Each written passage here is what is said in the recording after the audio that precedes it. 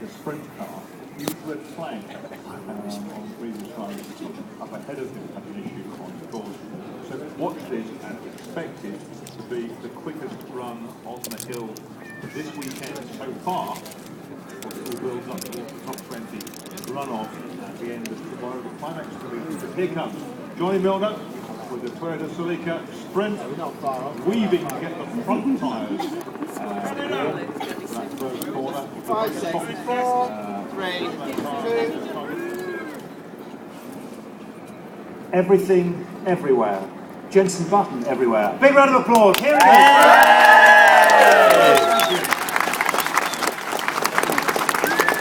Have you had fun going up the hill? We heard just a snatch of your interview saying you really enjoyed it. That's the first time you've actually been able to put pedal to the metal, is it? Yeah. First of all, it's great to be here. And you know, I come to Goodwood every year and really look forward to driving different things. And I drove the McLaren Road Car up the hill, and it's the first time really that I've given it the beans and been cutting corners. Travis, I had Chris Goodwood next to me, who's already driven it up the hill, saying, "Oh, you're braking a bit early there," and really, Chris, do I need this commentary? But it was really good fun. And actually, driving up the hill at a higher speed definitely gets the adrenaline. Impressed by the car then? Now, you don't have to just give us the PR speak. Did you like it? Come on, there are lots of people here waiting. Well, who's going to buy one if I say it is good anyway? Lots of people. You see, there are plenty of people here. I drove it at Portimao in Portugal, and I've done a bit of the setup work with it, and I really enjoy driving it. It's very unusual to find a car that's good on a circuit, and I think if you compare it to any road car that's actually the one that you could buy off the shelf, which maybe they haven't been in some of the tests, I think it would be anything hands down. You know, it's a great bit of kit, and it's extremely powerful as well. It's amazing how powerful the little thing is. So I enjoy driving it, and I'm looking forward to getting mine. But Ron keeps putting back the delivery date for some reason. Yes, I was going to say, do you actually get one? I always used to have early Irvine. Do you get free Ferraris? No chance. Yeah, so you don't get them either. I've been trying to get a free car out of him. I mean, what's it going to cost him really? But how many world champions does he want? But he said that we can have one for the year and then he'll exchange it for another one. So it's a nice position to be in. I'm very lucky I get to drive a McLaren, but he said he wants the paying customers to get their cars first, which I was a little bit disappointed. Be a paid driver. Yeah, exactly. So, Formula One, let's have a chat. When somebody shouted, didn't you say Canada? Were you impressed?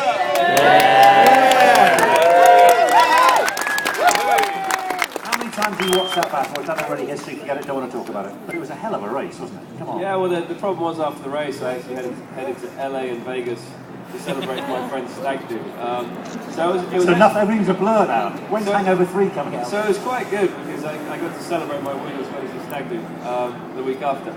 So I didn't get to watch the race until the following weekend, and it was really nice to watch it and see really how it unfolded, because a lot of it I forgot. You know, it's very difficult to remember everything that happened in that race. There was so much action.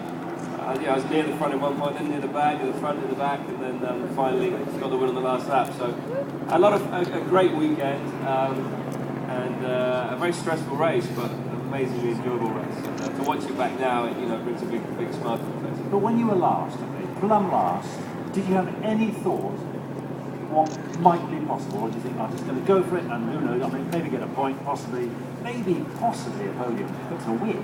When did it start to change? Thinking, I tell you what, I'm onto something here. Well, you don't think when you're last, you know, where am I going to finish? You know, I knew that we had a good car, and I felt that those conditions were really suiting my style. So I was basically just so frustrated in the first half of the race because the pace was so good, but I couldn't really show that.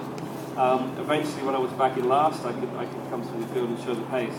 And I didn't really think I had a chance of winning until the last safety car, and we all bunched up. There were 3 cars in front, 2 of them Red Bulls, 1 a Mercedes. And that was the point where I thought, you know, the pace before was very good. I was 2 seconds quicker than anyone.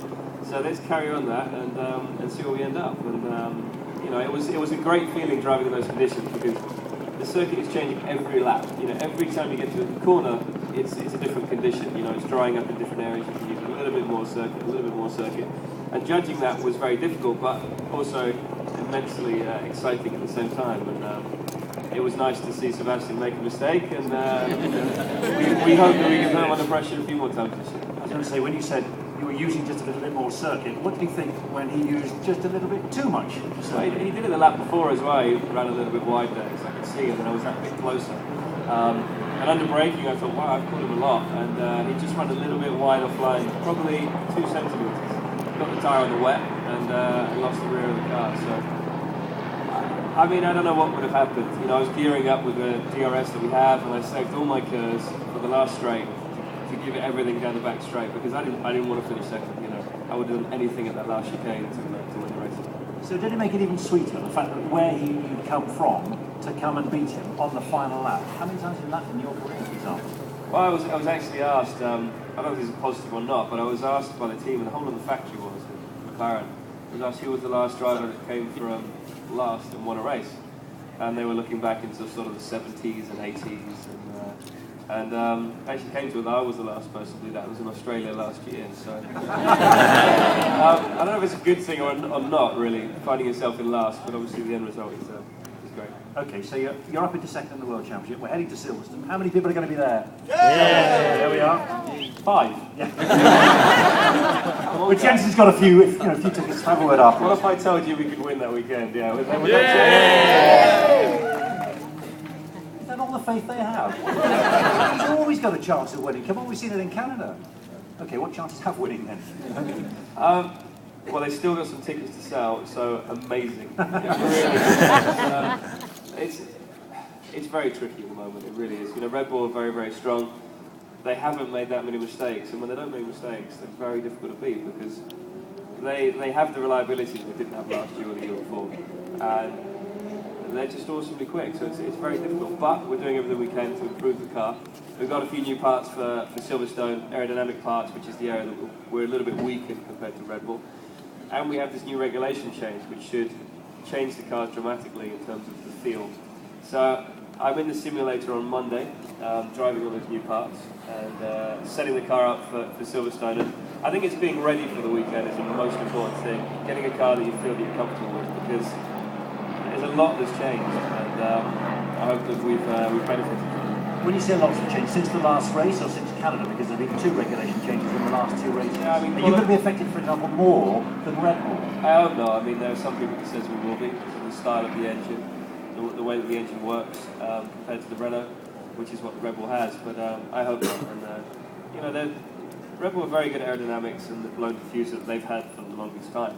So with this change in regulations, which means the diffuser will not be blown until you're on the throttle pedal, and it's to do with how much throttle you have.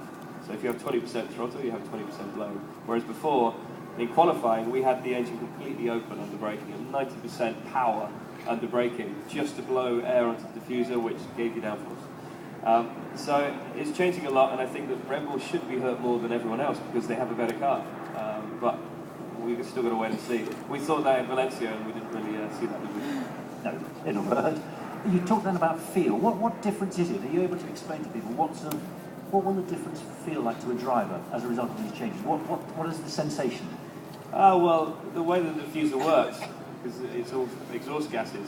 When you hit the throttle now, you get exhaust gases out of the exhaust, and that blows on the diffuser, which pushes the rear of the car into the ground, gives you grip. And that still will be the case. But the problem is, under braking, you won't have any of that. So it's a massive difference from braking to acceleration in terms of balance. When you're off throttle, you don't have any blow. So you go from a certain level of downforce to almost doubling it in terms of the diffuser working range. So it's going to be weird, and we have to do a lot with the car to really help it under braking, because at the moment we're putting so much oversteer on braking, which I absolutely hate. But there's lots of things that we are doing which we think we're going to combat the issue. Well, let's talk road cars. We talked about racing cars just now. You obviously started in the McLaren uphill today. How often do you get a chance just for a good spin somewhere, just to go for it? Get caught speeding like you did in France one time. And when do you ever get just a blast? Thanks for bringing that up. You didn't have to pay for it though, did you? That was 11 years ago. I don't get to drive very often on the roads. And most of the time when I do, I'm doing 30 miles an hour. So I live in Guernsey, and the speed limit is 35 miles an hour there. So it's not really setting the world alight. But I like my cars, and I've had a few nice cars in the past. What's the current favourite? I have a 2.7 RS Porsche from 1973, which is beautiful. It's black with RS in red, so that's lovely. I've actually just started to get into bikes as well, Harleys. So I've just. What turned you onto that then? Why that? I don't know. Midlife crisis? Early? It probably is. 31, hopefully it's not midlife. Yeah, I don't know. I think it's because I don't want to drive fast on the road, and buying a Harley, you're not going to ride quick. Because they rattle a lot. So I've just picked that, which is awesome. So I've got custom from Wars and Harley Davidson London. So that's exciting. And I think I'm a boy and I love my toys, and that's something you can't get away from, especially when you're a racing driver. What are you allowed to do though, apart from just driving and taking the Harleys? What about this jet ski though? I was wondering whether you'd be allowed even to do that. I remember Juan Pablo Montoya injured his shoulder playing tennis, of course, as you do. Yeah. Tennis on a motocross bike, I think it was. Doesn't always work, does it? No. But are you allowed? You're allowed to do all that sort of stuff. There's not a problem, and Why did you bring up skiing? No, jet skiing. Oh, jet skiing. Yeah, you had an issue, didn't you? Yeah, well, it was not my choice of transport. It was the team's, because we were doing a PR thing with BBC. So. Oh right, okay, it's their fault, isn't it? I rocked up and I got on this jet ski, and it was a stand-up jet ski, and I've done it once before, like 7 years ago. And I jumped in this thing, and the guy said, "Oh, by the way, this is a race one, race prepared with a turbo and everything." It's like, wicked. So I jumped on that, having fun, did 1.5 laps, like 1.5 minutes, I think it was in total. And he said, "Whatever you do, don't let it tip over." So I was just about to fall off it, and I tried to push it away, but I slipped, and then I landed on my shin, so my foot went all the way to my bum, so it just stretched the muscle a little bit on the inside of the knee. So it was a little bit painful, bobbing around in the water. But it's fine, I've had physio on it, I've had an x-ray and everything's fine. It's just, I'm not driving anything up the hill purposely because I don't want to aggravate it and make it worse for the Grand Prix. All right, then, well, I know you're in safe hands with Mikey Muscles, the man who holds the umbrella. You see that good-looking chap? Always tenses when he's holding the umbrella? That's Mikey Muscles, and he's actually here this weekend looking after me, stroking my knee. He's got a tough job, Mikey. Lovely knee. Ladies and gentlemen, Jenson Button.